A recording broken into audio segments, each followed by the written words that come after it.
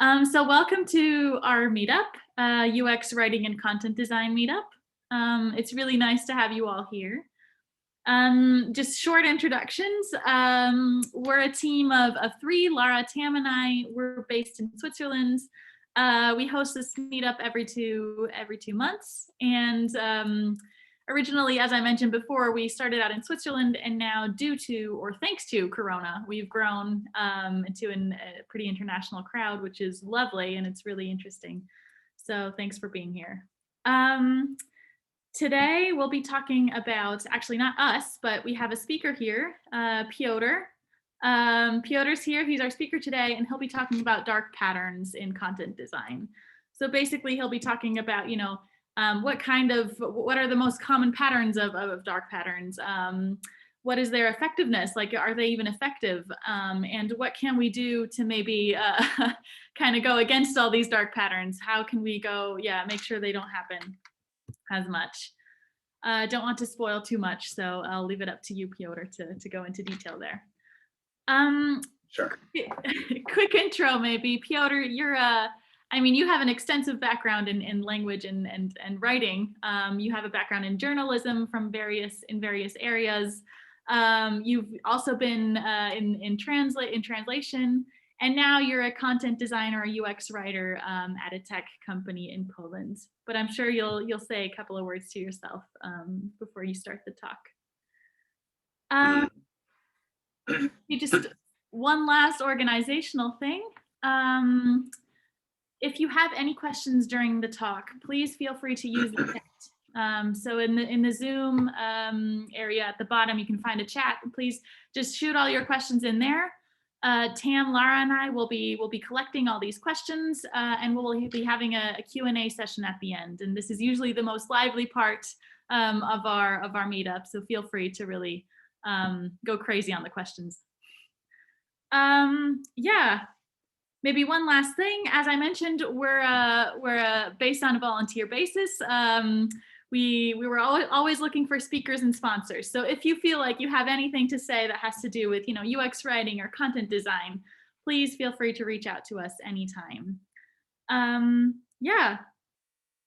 With that, I think with no further ado, I'll hand over to you, Piotr. Stage is all yours. Thank you for being here. Hey, thank you for inviting me over. It really is a pleasure. And hi, everyone. Thanks so much for coming. I find it a privilege to be able to talk to you today. And I think, well, we just might want to get this show on the road now, I guess. So let me just do a few clicks so you can see and hear everything. Yep, I'm gonna share a portion of my screen. Okay, well, that wasn't the first slide. Okay, that's the first one.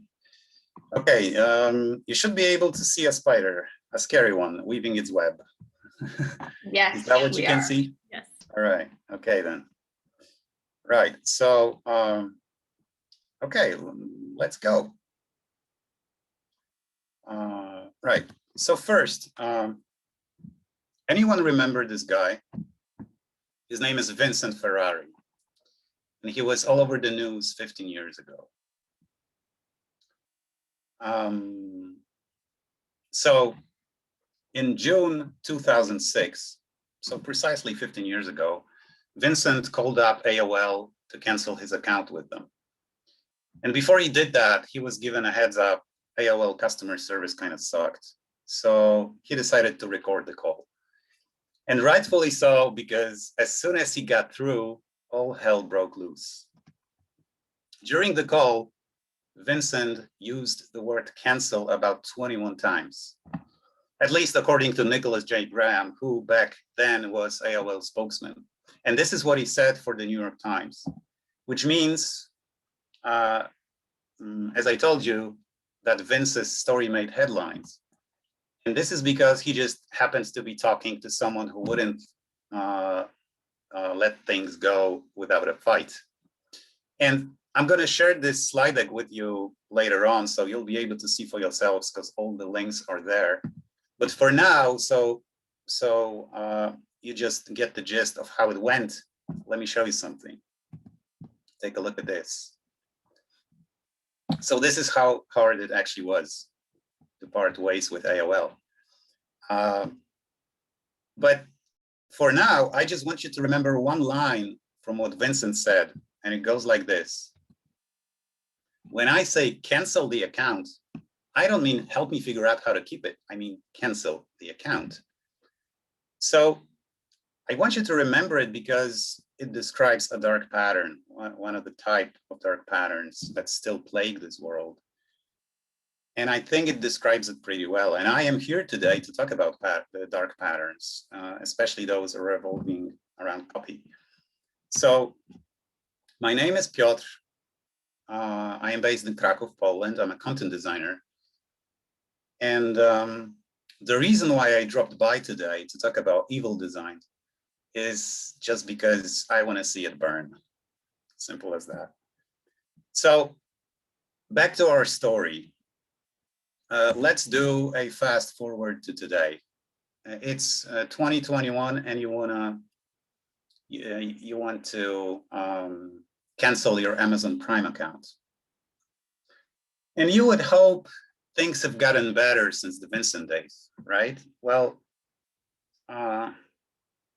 the sad truth is they haven't. If anything, they've gotten worse, because it takes you about 17 clicks to unsubscribe from Prime, and you get a shitload of hurdles along the way. You get complicated menus, confusing choices, repeated nudging, and we're just warming up here. You get skewed wording, confirm shaming, all of that. And oh, and by the way, as for the last term, I'm going to explain it in a bit just in case. For now, though, let's have a quick watch of how much sweat it actually took until recently to part ways with Amazon. So I'm going to show you a video now. It's a very short one. It takes about 1 minute to watch. Some of you may have already seen this, but let's just rewatch it in that case. Okay, here we go. Oh, and before I hit play, I think I'm going to have to share my sound. Here we go. Okay, then. Right. So 3, 2, 1, go.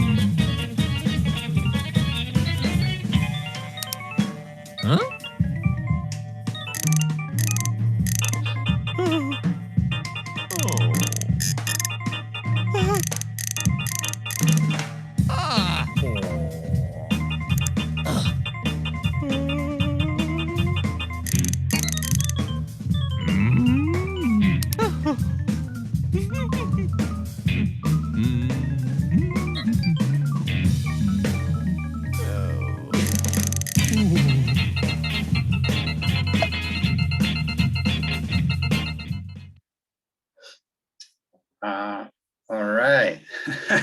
Okay, that's it. So, I have to tell you, I watched this like several times before, and I still can't figure out what's with that wolf thing. I'm not sure if you noticed that there was this strange graphics showing a dog and a caption that said woof woof, just coming out of the blue. I don't know what's up with that. If you have some ideas, please drop them in the comments. I think I'm gonna sleep better. But anyway, what you just saw was a classic example of roach motel. So for those of you unfamiliar with the term, it pretty much means getting in is easy, getting out. Just to give you a bit of context, roach motel is a brand name of a US-made insect trap. introduced in the 70s. So the trap lures cockroaches with its smell and then holds them to a sticky surface until they die. So over time, the term roach motel came to be used as a metaphor for a no-go situation, for a dead end. And it's also one of the types of dark patterns. So, so the term dark pattern was coined back in 2010 by a British UX designer named Harry Brignall. So what Harry did was he put up a site. This is what the site looked like back in 2010. And he listed 11 types of those dark patterns on that site. So this was kind of a library of dark patterns. So a dark pattern, I'm sure you know this already, is some sort of a trick designed to get you to do something that you don't really feel like doing. And roach motel was one of those types enumerated by Brignall back then. Another type was confirm shaming, and here is a classic example of confirm shaming. And that's also the term I promised to elaborate on before. So here, your choices are either to turn off your ad blocker or deserve to be called a bad person. So basically, confirm shaming is about sending you on a guilt trip in order to get you to do something. Okay, then. So another dark pattern type was listed on that site, was privacy zuckering. And this is probably my favorite name for a dark pattern. And this is a screen from Frisbee. This is some sort of a messaging app.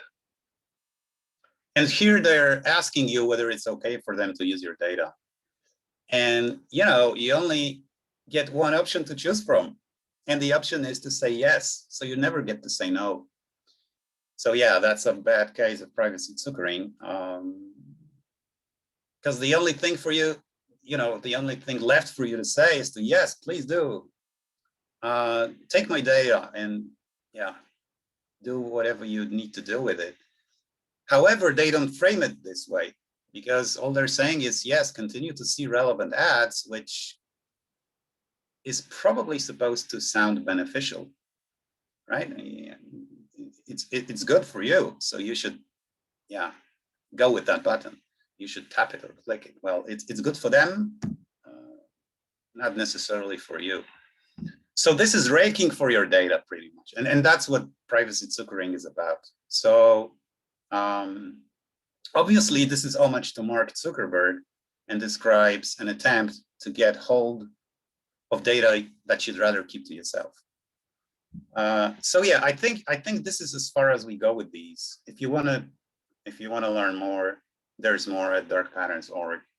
If you haven't been there yet, please go there. It's a great great site. It still exists. Yeah. So so enough with that. Now I want to tell you a little about Colin Gray. So Colin Gray is a UX scholar at the University of at the Purdue University, and about 3 years ago, he simplified the dark pattern typology introduced by Harry Brignall. So this is the new Colin Gray's typology, and it has 5 types of dark patterns. So first we have nagging, then obstruction, sneaking, interface interference, and forced action. And before we go on to explain what these are, I have a quiz for you. And actually the quiz is the way I want to explain things here. So the quiz is called Spot a Dark Pattern, and it has all those 5 dark pattern types hidden somewhere. And your job is to spot them simply. So what I'm going to do, I'm going to show you 5 fictional screens one by one. And then I want you to take a good look at each of them and then tell me if it looks okay or suspicious to you. Okay? Yeah. So you ready? Okay. Right. So, okay. Oh yeah. And if you have opinions, if you want to, chime in, please do so in the comments. Just write something in the chat section. Okay, so again, I'm going to show you a screen and you tell me if it raises an eyebrow or not. Okay, so let's go. That's the first one. What do you think of this one? Is it okay? Is it not okay? Do you smell a rat or not?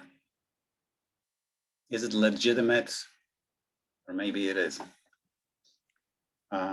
So I'm not sure if I can see. So I can tell you what the comments are, Piotr. So yeah, please do. Sure. All right, so we have a bit of both, to be honest. We have Amelia saying, it looks okay. Christina saying it's not cool. Lisa saying huge rodent, big rodent. Sadie, no. So we're rather on the no side here. It's gonna nag you later. Not now means they will keep asking you. So the not now is sort of the red flag here. Yeah, absolutely. This is a red flag, and this is a dark pattern. And the reason why it's so is precisely the one somebody already has given. So, the not now button is not okay because it precisely means they're going to keep asking you until they wear you down, until you hopefully go with yes because you're too tired to keep rejecting this sort of thing. So a fair approach to this is the one shown on the right. So you actually get to say no. And that's that. If they only show you yes or not now buttons, it means you've been nagged. So this is nagging. Right. Okay, so you were right about this one. Most of you were. Okay, let's keep going. What about this one?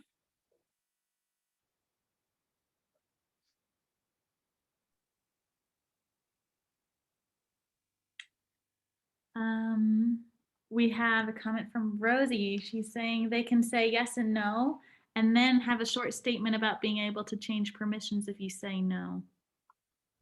Oh yeah, so I think it refers to the previes one, yeah, right? It does. Sorry. So yeah, that would be okay. So before we move on to the next one, let me just comment on this for a second. So yeah, that would be one way out of the situation. So if you say yes or not now, I mean, if you were designing this and you gave people two options, one being yes and the other being not now, that might be fine as long as you only ask these things, as long as you only show these things once, all right? So someone goes not now, and then you ask again, but then, if somebody goes with not now again, you could be saying, all right, I'm not gonna ask you again. So that's fine, all right? So you can ask them maybe twice, maybe more, but not more than 3 times, I'd say. 3rd time lucky. If not, just let it go or something. Okay then.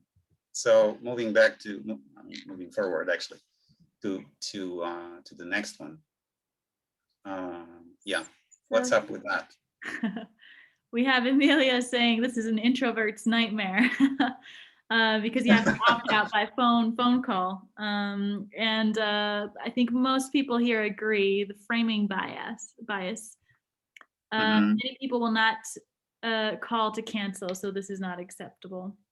Is the general gist of the yes, it isn't.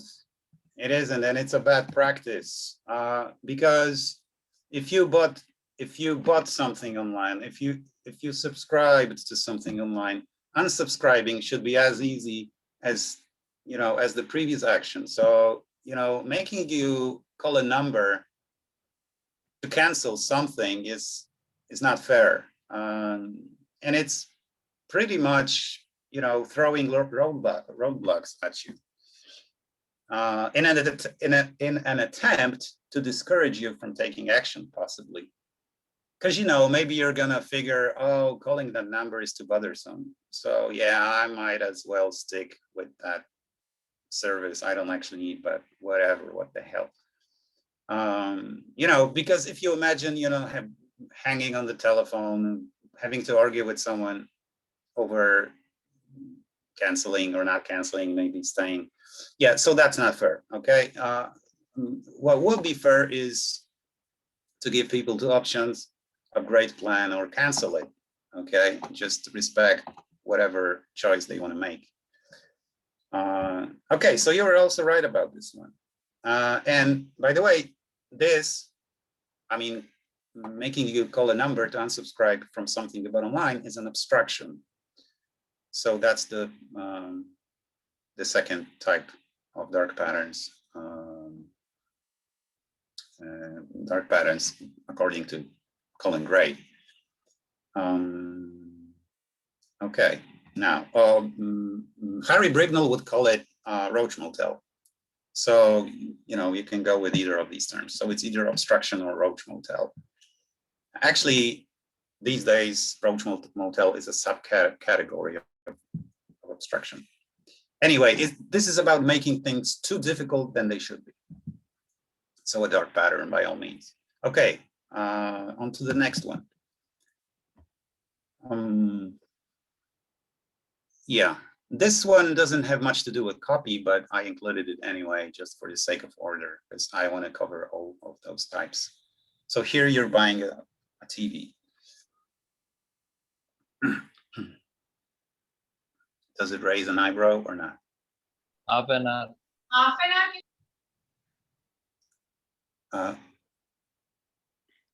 If you'd like to speak up, feel free to. Jaideep, I think. And if not, please feel free to use the chat so that we don't have 7 people speaking at once. Maybe it's easier. So we have Ksenia in the chat saying, looks like a checkout and looks okay.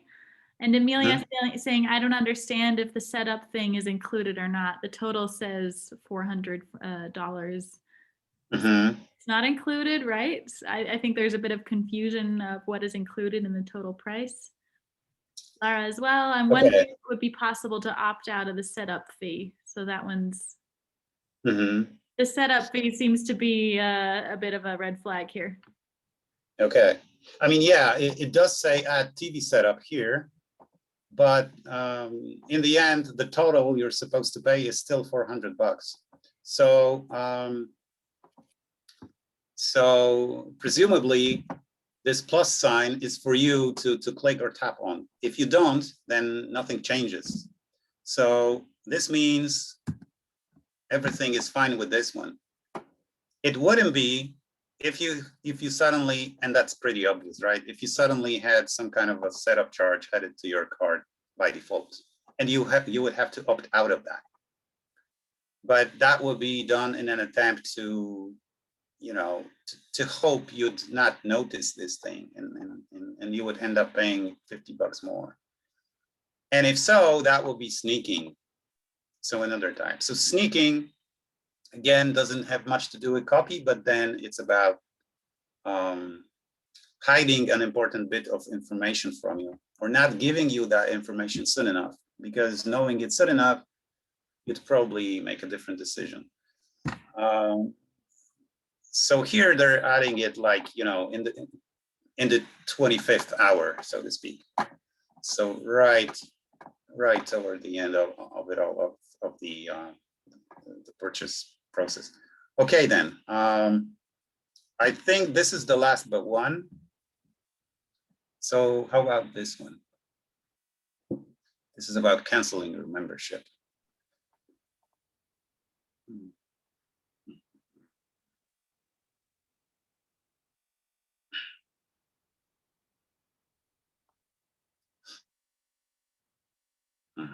Is there something fishy here? Maybe not. All right, so we have a few comments coming in. There's a clear yes or no option with context, so it seems to be accepted as a good example from somebody. Tam is saying this is shaming, shaming the person trying to opt out. Sorry. Positive framing for both yes and no options is a bit tricky. Lisa is saying. Also, Christina is mentioning the inconsistency of account and membership So in the buttons you say account, but in the headline there's membership. Other people are saying it seems fine. So I think we're a bit, you'll have to tell us what you think about this one, because all right. Okay, sure. So yeah, it's true. I mean, this dialogue is not perfect. I mean, the copy could be improved by all means. So there is some inconsistency between saying membership and account, sure thing. Also, you know, buttons are not that long. So, you know, I would definitely shrink the copy. That could be done. But other than that, to me, it looks okay, because again, you get to say no. So the options are clear. You either want to cancel or not, but you're free to choose, and that's it. So no dark pattern here. If we were evil designers and wanted to kind of, you know, complicate things too much, we could go with the example shown on the right. So here, you would have a hard time deciding which option to which button to go with, because, you know, it's not entirely clear what the cancel button does. And what it in fact does is it cancels the cancellation. So if you want to cancel your membership, you would actually need to hit continue. So that would be interface interference. It would be an interference because you could say this sort of thing interferes with your informed choice. The choice is made difficult for you. You don't know what to choose, and you might end up inadvertently going with an option you didn't want. So yeah, interface interference is about putting one actions above others in order to deceive you or limit your full view of the situation. Okay, we have just one last example to go, and it's this one.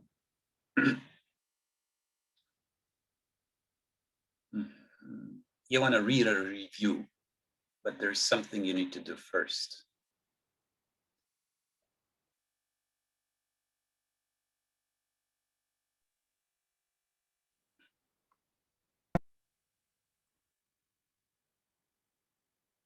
Sign up. So the CTA isn't clear, like sign up for what here. Christina's saying, no, this isn't great. Form labels shouldn't be in the form field. Not so much dark US, but more in accessibility terms.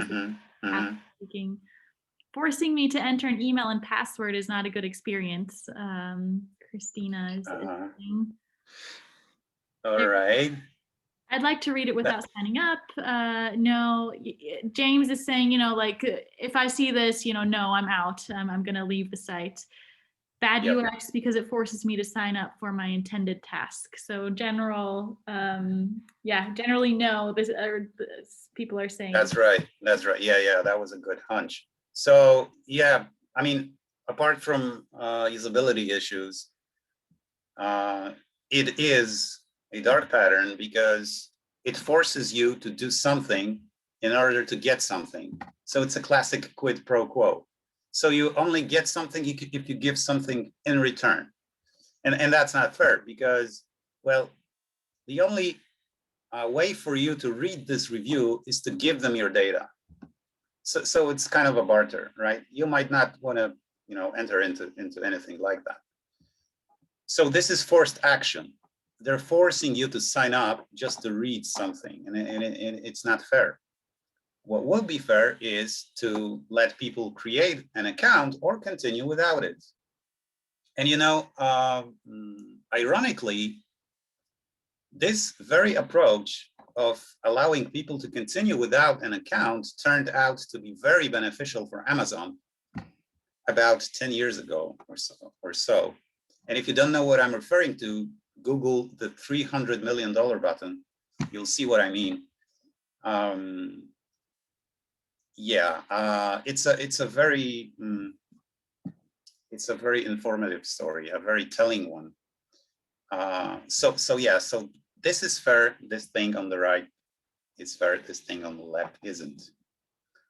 Okay then, so I'm just gonna move back a few slides to show you one of them again. So again, we had nagging, obstruction, sneaking, interface interference, and forced action.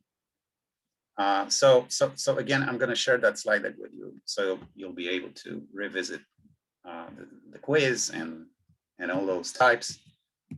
Okay, so moving forward, some of you might now be thinking, why do dark patterns exist in the first place? So they exist to hijack three of our precious resources. First is money, second is data, and third is attention. And while it might sound obvious to some of you, it actually tells us something important, because it tells us dark patterns are intentional. So they're not bad design. They're not about sloppiness. They're just good design done with bad intentions. Or, as some would say, they're good design aimed at a shit set of metrics. Which brings us to a scenario where dark patterns are used most often. And it's when you believe too much in growth. Or say maybe your manager does and wants you to share their zealotry. Either way, what happens next is you stop caring about anything that keeps the needle from moving where you want it to. So say if there's too many unsubscribes, you just make unsubscribing harder, because making it harder is easier. And that's kind of a paradox, right? But the bottom line is, if you only design for growth, if you design exclusively for this and that number, for all those clicks, views, and signups, you're going down a dangerous path. And that path will inevitably take you to a dark place. Because the problem is, you can't count the things that count the most, as Mark Hurst so rightly and beautifully said. So we'll get to Mark Hurst in a bit, but now let's just have a look at how common a practice using dark patterns actually is. So one of the answers can be found in a study done by researchers from the University of Zurich here in Switzerland. So they have analyzed 240 apps, popular apps from Google Play out of 8 categories. And sadly, 95%, a whopping 95% of those apps used some sort of dark pattern. And the dark pattern types that were the most common were nagging. So we talked about this already. Then there was false hierarchy. So false hierarchy is, say, when you have a button saying something and underneath that button, there's a caption saying recommended, which means you should go with that button because it's recommended. It doesn't matter who recommends it and why, you don't actually know that, but that's irrelevant. You just need to click or tap that button. It's recommended for some reason, so that's false hierarchy. And the third type was pre-selection. So this is about, boxes being checked up front. So as you can see, those two first types had a lot to do with content. And here is one of the closing thoughts the study report comes with. It says dark patterns are so common, at least according to some of the participants of that study. They're so common that they become part of the normal interaction flow. And that's sad, right? But that's not quite the end of it. Because, when you look around the web, dark patterns seem to be crawling out of the woodwork. And the worst part is you don't really have to look that far. So for example, we're here today on Zoom condemning dark patterns, but Zoom itself gives you this. No, I don't like savings. Well, this is confirm shaming by all accounts. or interface interference, if you prefer the new terminology by Colin Gray. Or say, take New York Times. They run stories condemning manipulative design, but they're not free from it themselves.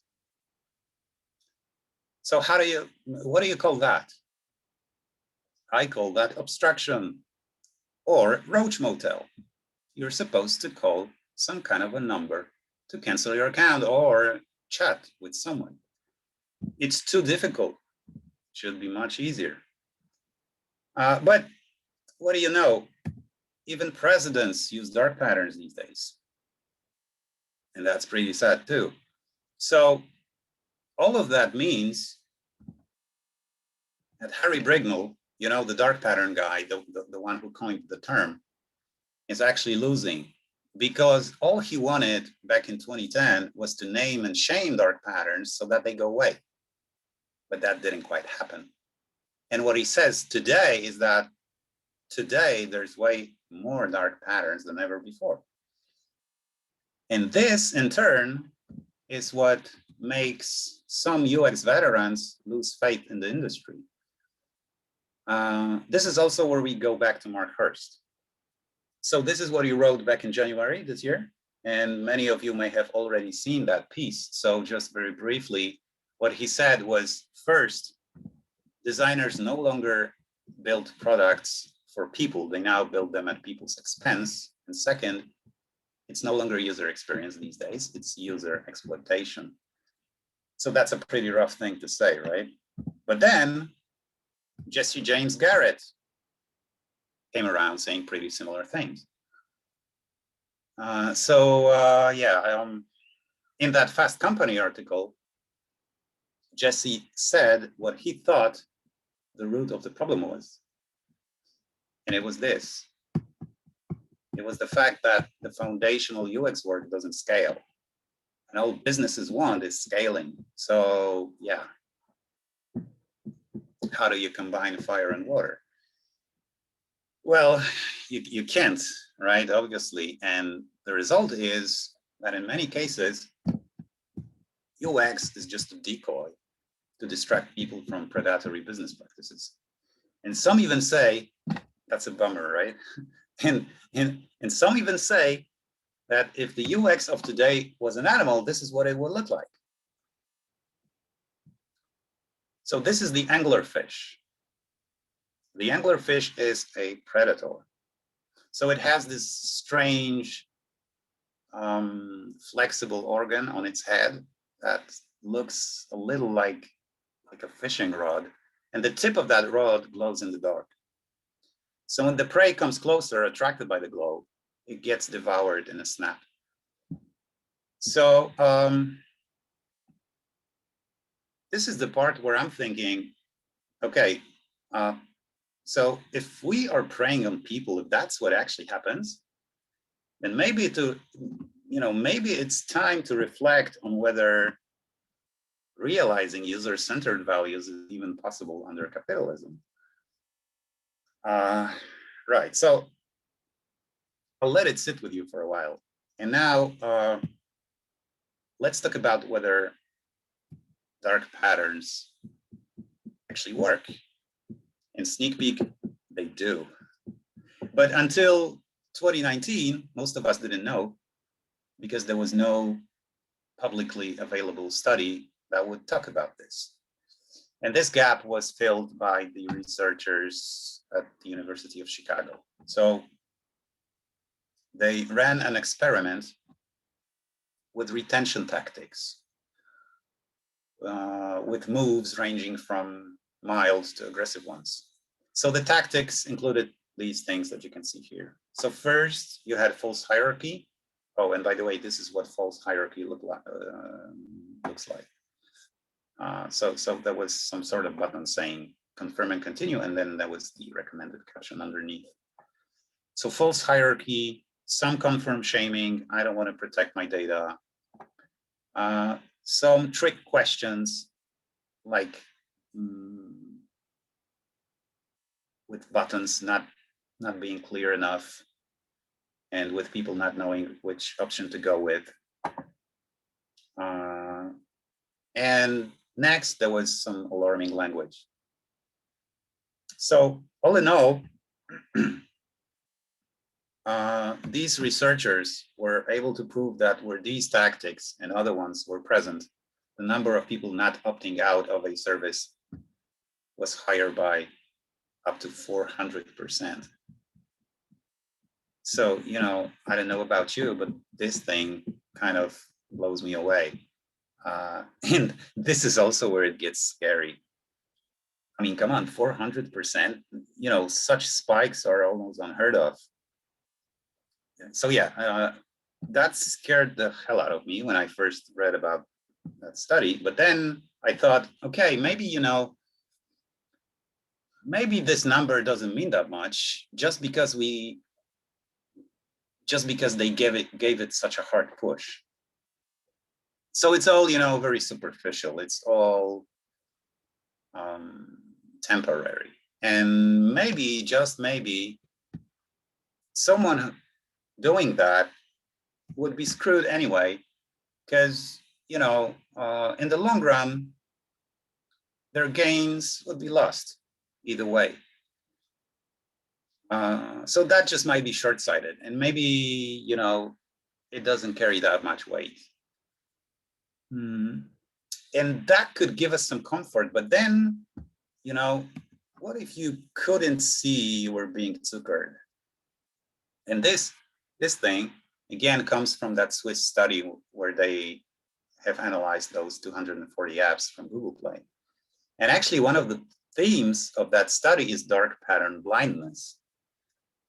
Because, you know, most of the people who participated in that study couldn't detect dark patterns being shown to them. So they, you know, they never saw them coming. They never knew what hit them. And, you know, if so, then the question is, how do we fight an invisible enemy? Well, luckily, we have some allies. This is one of them. His name is Konrad Kollnig, and he's doing his PhD at the Oxford University. And he's an ethical hacker. So he's building a tool called Grease Droid that allows you to remove dark patterns from popular apps. And the tool is now very much in its infancy, so there's really nothing to show at this point. But anyway, the way it works is, well, the tool works just by hacking the apps containing dark patterns. So, well, it's pretty controversial for this very reason, but then, well, desperate times call for desperate measures, right? But anyway, it still does look promising, although it raises some legal and security questions. So yeah, I'm keeping my fingers crossed for Konrad. And then, well, there's another guy standing up for us. And he's an ex-Googler by the name of Tristan Harris. And he runs the Center for Humane Technology. It's an organization aiming at aligning technology with humanity's best interest. Well, this is how they talk about themselves. So these folks over at CHT place their bets on some grassroots work, mostly awareness building and education. And so, for example, they are expected to launch an online course teaching how to do design with a friendly face. So you could say these guys, Kollnig and Harris, work on both sides of the equation. One wants, well, let me put it this way. One wants more control over assholes. The other wants fewer assholes out there, which might be an optimal combination after all. So, and yeah, the good news is we have governments on our side too. So far, though, they haven't been able to help much. But then, in California, they have CCPA, the California Consumer Privacy Act, effective since last year. So, for example, it bans companies from forcing you to call a number when you want to cancel something you bought online, and that's good. But then the law applies to the Golden State only, and also it's kind of like GDPR in Europe. And GDPR on its part might be the toughest privacy and security law in the world, but then it doesn't deal that much with manipulating people into buying something, for example. There is some hope, though, and it's in the EU's new consumer agenda. This is pretty much some sort of consumer protection program for 2025. And what they're actually trying to do is to fight dark patterns. So they use the term dark patterns in the program description. They define dark patterns. This is how they define them. So again, this is also good. But speaking of definitions, there's just one thing that gets in the way in this regard, and it's that dark patterns are kind of like porn, because both are hard to define. So in the scientific world, and this was described by Princeton University researchers, there are at least 19 definitions of dark patterns. And because of that, the only universal assessment criterion will be, I know it when I see it. But, well, that doesn't quite cut it, does it? So in the end, it all goes back to us, to you, me, anyone, just, anyone designing things. And I'm sure you all remember that Steve Jobs quote about design being first how it works and just then how it looks. Well, there's another element to that. And it's been brought to our attention by the one and only Mike Montero in his talk on how designers destroyed the world. You'll find a link somewhere around here to it. If you haven't seen it, please go see it. The guy pretty much brought the house down. It's a great talk. So anyway, what he said is, sure thing, design is about how it works, how it looks, but then most importantly, is about how it affects people, that is. So, maybe it's time to move slowly and fix things here. Because make no mistake, there's a lot to be fixed. This is the updated version of the 10 Principles of Good Design by Dieter Rams, the father of modern product design. So, I don't know about you, but when I look at this, I find it really hard to swallow. So just let's take a closer look. Good design makes a product addicting. Good design makes a product collect data. Good design is pleasing your shareholders. About shareholders, all that you can see here is what happens when shareholder values supersede user values. And that's precisely how dark patterns take root. So I'm thinking, oh, well, something's gotta give, right? And there's this girl over at Spotify, she's a designer by the name of Kat Drew, who seems to be thinking that too. And because of that, what she's proposing is to expand the design framework by two small elements. So first is intents and second is results. So the first question we will be asking ourselves is, should I even design it? And just then the second one will be, Can it hurt people? What about the consequences it might have, especially negative ones? So, so here's an example. Let's say all you want is to create a fun experience. But then what if there's some negative collateral to that you might be overlooking? Like, you know, it's conceivable that at some point, this fun experience might turn exploitative, might turn rotten. And what do you do then? So I'll show you something. Just look at that. We talked about Frisbee before, you know, that app that only allowed you to say yes when it asked you about if it's okay to use your data. So here's a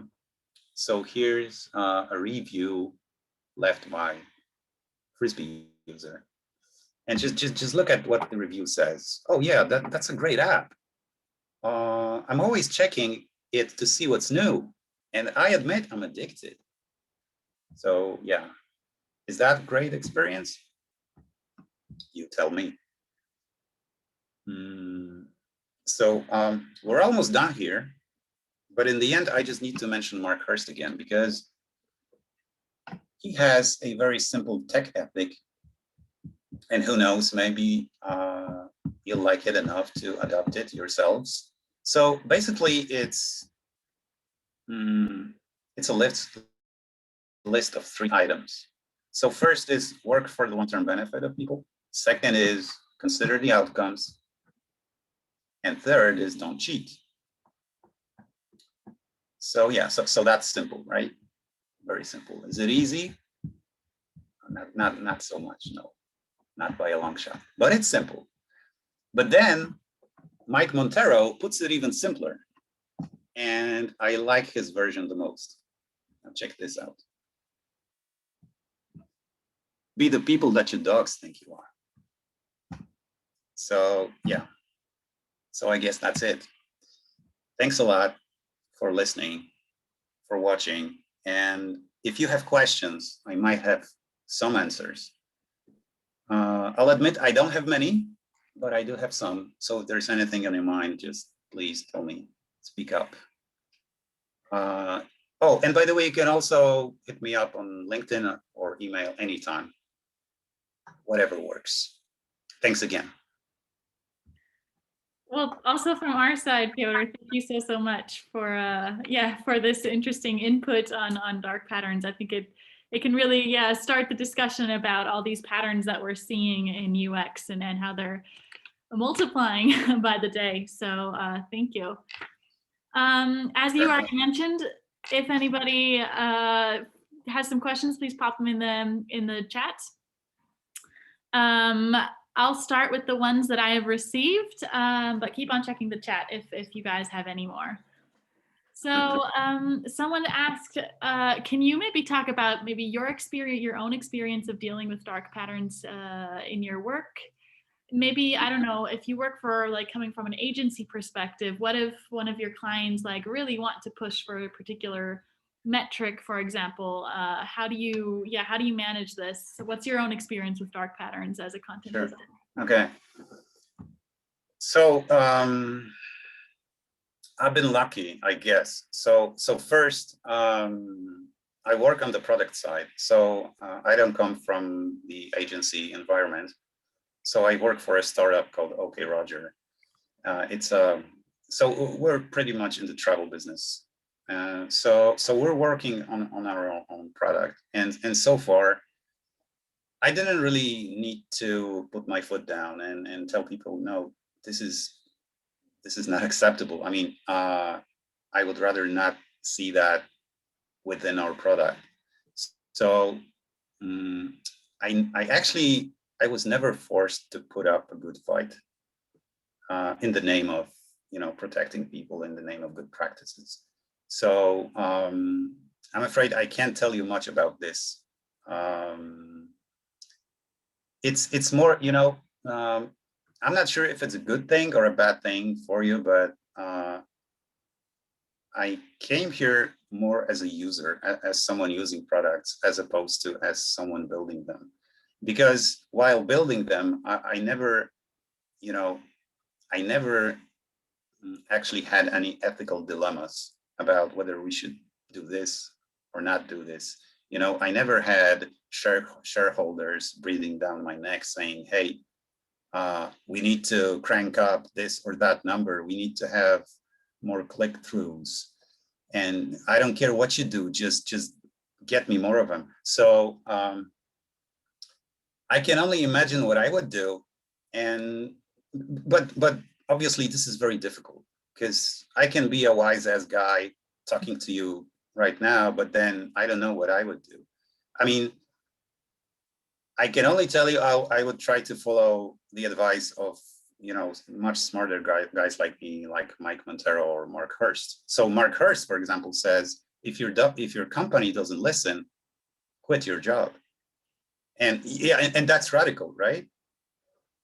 But then if you think about it, well, I don't know. Okay, I have a job, right? So this might not be relevant, but I think Sue actually kind of sums this up really well. She wrote, you know, your whole input, this whole talk, and also your answer right now. This is such an important reminder that sometimes it can seem like dark patterns are everywhere, or it's like they're normal. And it's kind of, it was a reminder to us to you know, remember that they're not okay, that's to question them. And I think that's what you're trying to say, right? Because even if we're users and we don't see them, it's important to just question the things we see or that we might think are normal. Yeah, absolutely. Okay.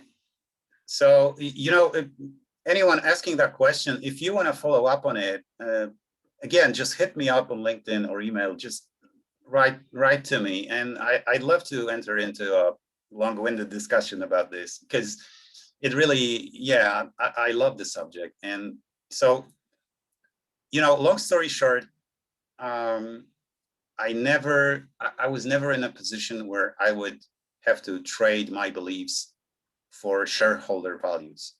And in that sense, I've been lucky.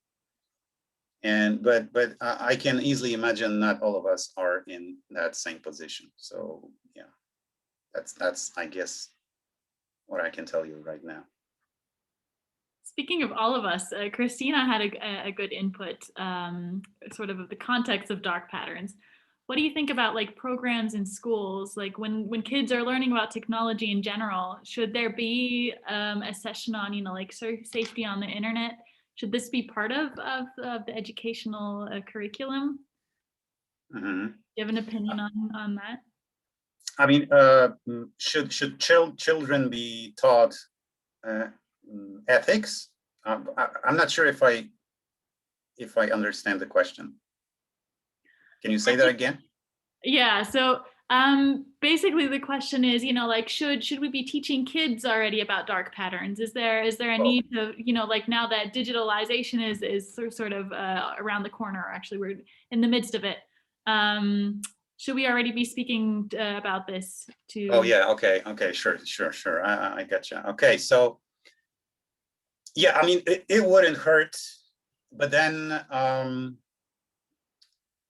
I would start from the other end, so to speak. So, you know, when you think about all those UX schools, UX courses, you name it, boot camps, whatever, they can only teach you so much. But, you know, there are very important things they don't teach you. And one of those things is ethics, design ethics.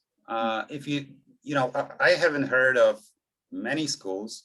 I don't know if I heard of any that actually teach that. So I would kind of turn the question around a little and answer that, yeah, well, teaching ethics is, well, something crucial. I mean, this is a building block of all we do. Just you know, as the quote went, working ethically is a non-negotiable part of the job. But it should be designers who know how to design ethically, so that they don't, you know, shove any sort of crap down anybody's throats. So that's the order of it. And you know, if you're interested in that, I mentioned this girl named Kat Ju, and what she actually proposes is some sort of Hippocratic oath being transferred to the field of design. So the oath that doctors take, the do no harm oath. So this is very much needed, because the way I feel about it is that designers very often work on something and then prematurely consider it done, consider it ready and finished, and then they just brush their hands off and move on to some other project. So the example of that Hippocratic oath, because this might sound kind of abstract, right? What's up with that, and how do we transfer this sort of thing to design? So she actually gives an example. So for example, if you imagine you're an Uber designer, and you don't design for growth exclusively, right? So you are, say, values oriented. Okay, you still use some metrics because otherwise your work wouldn't make much sense. But say your value is safety. So your Hippocratic oath might go like, in order to uphold the safety of passengers, I will see to it that women passengers have a way to request women drivers, because, well, maybe they're going to feel safer that way.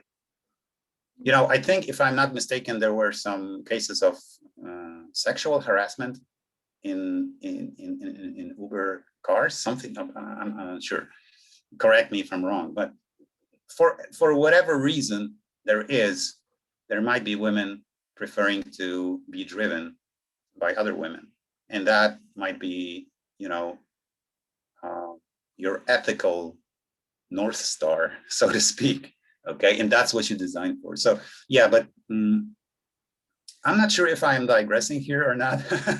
Yeah, so maybe just a follow-up question, Piotr. Just I got a couple of messages asking, do you have any studies or articles or maybe books or anything you can recommend on the negative effect of dark patterns or ethical design? Do you have any recommendations off the top of your head?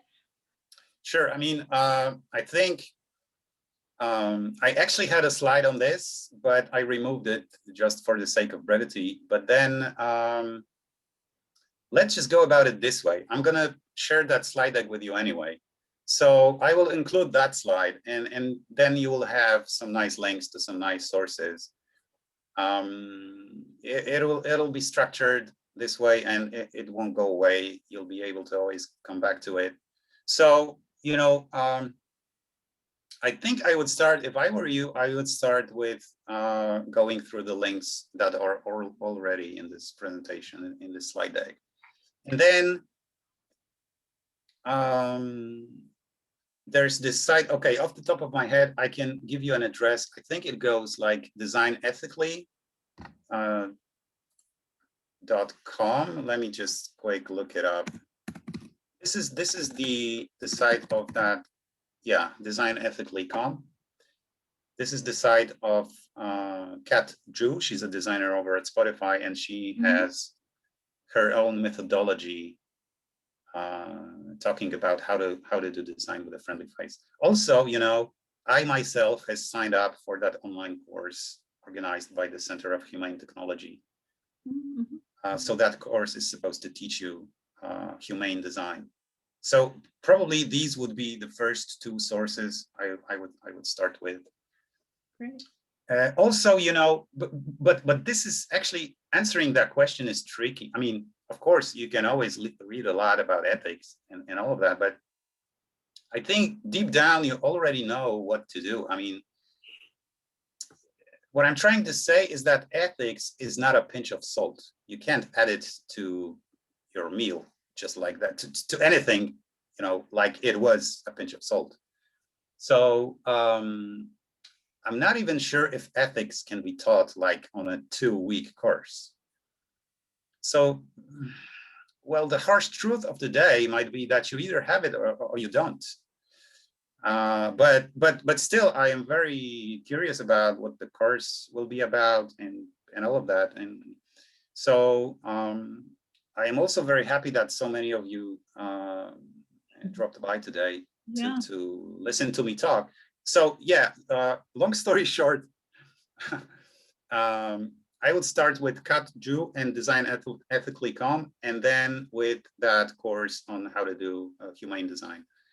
The address would be, yeah, just Google it. It's called Center for Humane Technology. So that would be the first ones, and the other ones I'm gonna just enumerate them on a slide I will include in the whole deck.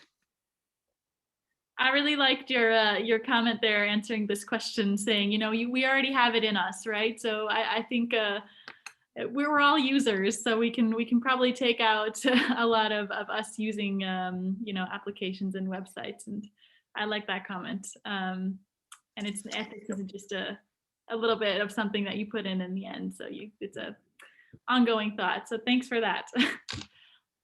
Maybe one last question I have here. After that, we'll close the Q&A session.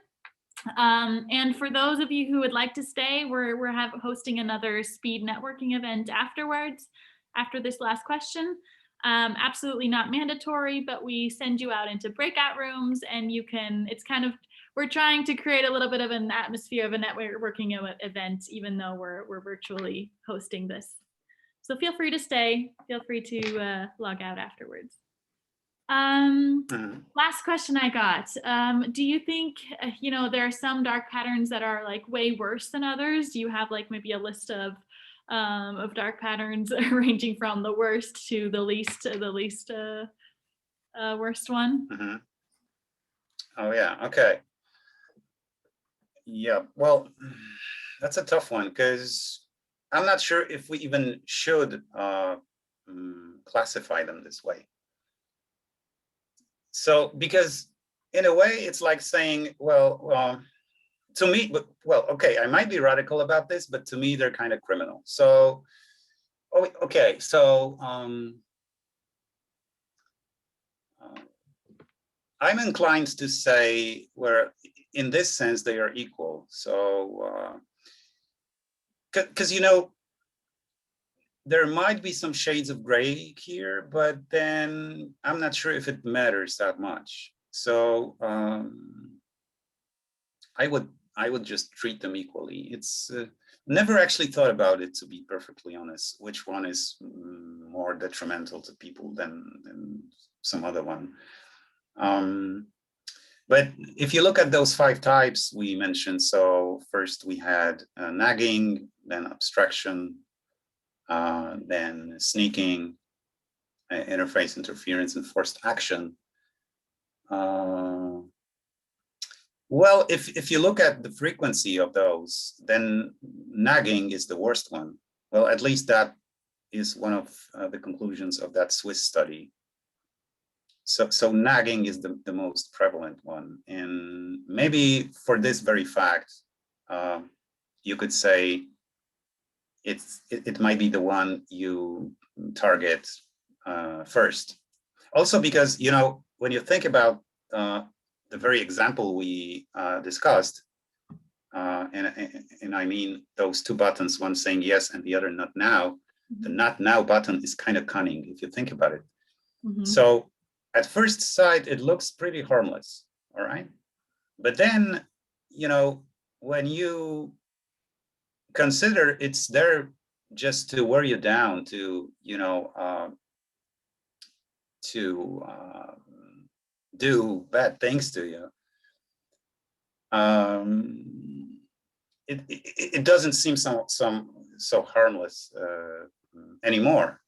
So you know, maybe, okay, just to give you a short answer, maybe, just maybe, this type of dark patterns would be the worst, might be the worst, because it's kind of a wolf in sheep's clothing. And that's for this particular reason, yes. So that's why it's cunning. It's wicked. And also, there's one. I don't know if we still have time. I'm not sure how long I can go with this.